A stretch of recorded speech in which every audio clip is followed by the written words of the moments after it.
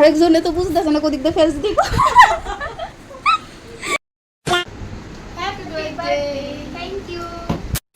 হে everyone, চলে এসেছি বার্থডের ব্লগটা নিয়ে। চলো বার্থডের দিনটা আমার কেমন কাটলো শেয়ার করা যাক। থেকে উঠে স্নান সেরে মা বাবাকে প্রণাম করে চলে আসলাম ঘরের পুজো দিতে।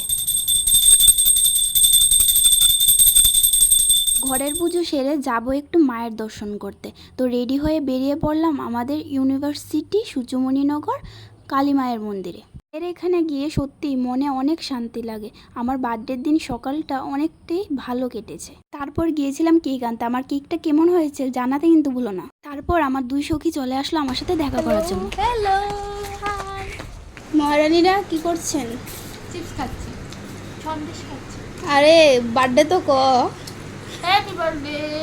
Thank you. আরেকটা খায়া লোক করতেছে আমরা বাড়িতে আইয়া গো। কি করতেছস? দেখ তোর লাগে রিবন বানাইতেছি। কি পরিশ্রম করতেছে। আরেকজনে তো বুঝতেছে না কোদিক দিয়ে ফেস দিব।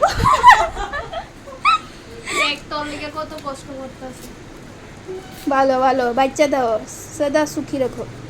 দেখ আমি কি সুন্দর একটা পুকি বানাইছি। ওয়াও, সেরা হয়েছে। এটা তোর মতোই পুকিটা কিছু করতো না, ছায়া রইছে। তারা বানাইতেছে আরেকজন ছায়া রইছে।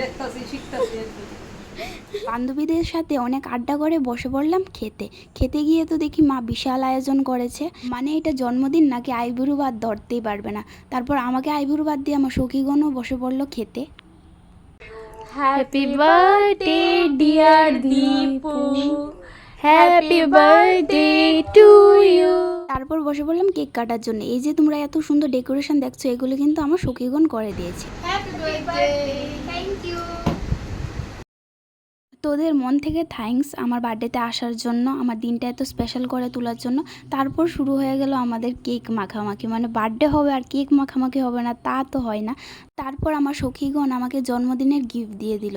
গিফটটা খুবই সুন্দর হয়েছে। গিফটে দিয়েছিল আমাদের কলেজের একটা ফটো ফ্রেমে আবদ্ধ করে। মানে এগুলি সারা জীবন স্মৃতি হয়ে থাকবে। আমার বার্থডের দিনটা তো খুবই ভালো কাটলো ফ্যামিলি ফ্রেন্ডস আর তোমাদেরকে নিয়ে। তোমরা আমাকে এত ব্লেসিংস এত ভালোবাসা দিয়েছো, তার জন্য সত্যি মন থেকে থ্যাংক ইউ।